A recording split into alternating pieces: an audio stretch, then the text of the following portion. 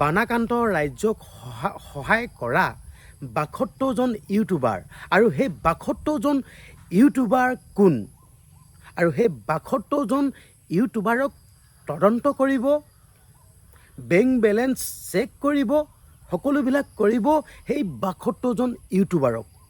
এতিয়া কথা হ'ল, সেই ৭২জন ইউটিউবাৰ কোন হয়? আপোনালোকে নিশ্চয় সেই ৭২জন ইউটিউবাৰক চিনি পাবলৈ বিচাৰিছে, জানিবলৈ বিচাৰিছে কোন হয় সেই ৭২জন ইউটিউবাৰ।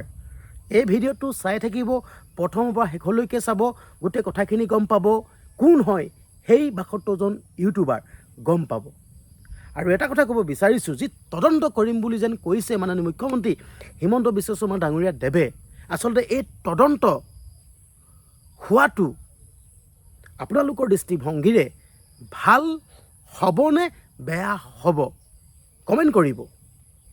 মাননীয় মুখ্যমন্ত্ৰী হিমন্ত বিশ্ব শৰ্মা ডাঙৰীয়া দেৱে যিহেতুকে কৈছে তদন্ত কৰিম বুলি কৈছে, ঠিক আছে, তদন্ত হ'ব বুলি কৈছে, আপোনালোকে নিউজবিলাক দেখি আছে, আপোনালোকে আপোনালোকৰ মন্তব্যবিলাক দিব। তো এতিয়া কথা হ'ল, মই কিন্তু এটা কথা কৈ ল'ব বিচাৰিছোঁ, ইউটিউবাৰ কেইজনে বানাক্ৰান্ত ৰাইজক প্ৰথম কেইদিনৰ পৰা যদি সহায় নকৰিল হয়, কিন্তু সেই বানাক্ৰান্ত লোকসকল কিন্তু আজি বৰ্তমান সময়ত যেনেদৰে আছে, কিন্তু তেনেদৰে থাকিব নোৱাৰিল হয় চাগে বুলি কৈছোঁ দেই, ঠিক আছে। তো চৰকাৰৰ লোকসকলটো কেইদিনমানৰ পাছতহে আৰু গৈছে ন, তো প্ৰথম দিনাখনৰ পৰাই ছ'চিয়েল মিডিয়া ক্ৰিয়েটৰসকলে, ইউটিউবাৰসকলে কিন্তু প্ৰথম দিনাখনৰ পৰাই সঁহাৰি কৰিল, ঠিক আছে। আৰু এটা কথা, হিমন্ত মামাই এজন ইউটিউবাৰৰ নাম লৈছে, ঠিক আছে, সেইজনে কিন্তু ভাল কাম কৰিছে বুলি কৈছে। তো মই এটা কথা ক'ব বিচাৰিছোঁ, আগত ভাল কাম কৰা, এতিয়া ভাল কাম কৰা, ঠিক আছে, আগৰখিনিতো আমি শলাগিয়ে থাকোঁ বাৰু দেই, ঠিক আছে, আগৰখিনিতো ৰাইজে দেখি আছে, আগৰখিনি শলাগি থাকোঁ বাৰু। কিন্তু এটা কথা ক'ব বিচাৰিছোঁ, এই সময়ততো সকলোৱে সহায় কৰিছে, সেই নাম লোৱা ইউটিউবাৰজনতকৈ ওপৰত সহায় কৰি দিয়া ইউটিউবাৰো আছে এই কেইদিনত, ঠিক আছে। কিন্তু সেই কেইজনক কিয় নাম নল'লে?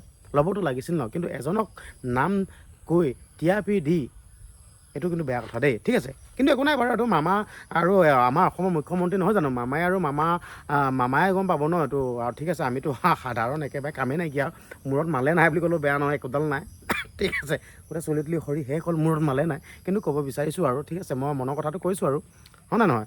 এজনক ক'লে মনটো বেয়া লাগে আৰু ন, বাকী লোকসকলেওতো সহায় কৰি আছে, সেই লোকসকলৰ নামো ক'ব লাগে ন, ঠিক আছে। অকল ইউটিউবাৰ বুলি কথা নাই, বা বাকী দল সংগঠন, NGO চেনজিঅ' গোটেইখনে কাম কৰি আছে ন, সেই লোকসকলেও নামটো লৈ দিয়া ভাল লাগিল হয় চাগে, হয় নে নহয়? তো এতিয়া কথা হ'ল, তদন্তটো বেয়া বস্তু নহয়, তদন্তটো ভাল বস্তু। কোনোবাই যদি বেয়া কাম কৰিছে, তদন্ত হ'ব লাগে, দুখীয়াই উপযুক্ত শাস্তি পাব লাগে, ঠিক আছে।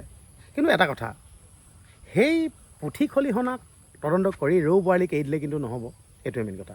আৰু এটা কথা ক'ব বিচাৰিছোঁ, নামখিনি যিহেতুকে কৈ দিম বুলি কৈছিলোঁ, বৰ্তমান সময়লৈকে নামখিনি মই কৈ দিব নোৱাৰোঁ, এইটো কাৰণে কৈ দিব নোৱাৰোঁ, ৰাজহুৱা কৰা নাই। ৰাজহুৱা কৰিলে মই বাৰু নিজৰ চেনেলৰ মাধ্যমৰ যোগেদি আপোনালোকক বাৰু ক'ম বাৰু, কিন্তু এতিয়া মই কৈ দিব নোৱাৰোঁ, কোনো ৰাজহুৱা কৰা নাই, তদন্তত মানে ধৰি লওক তদন্ত খাতিৰত মানে বা কিবা খাতিৰতে নহওক কিয় নামখিনি কোৱা নাই।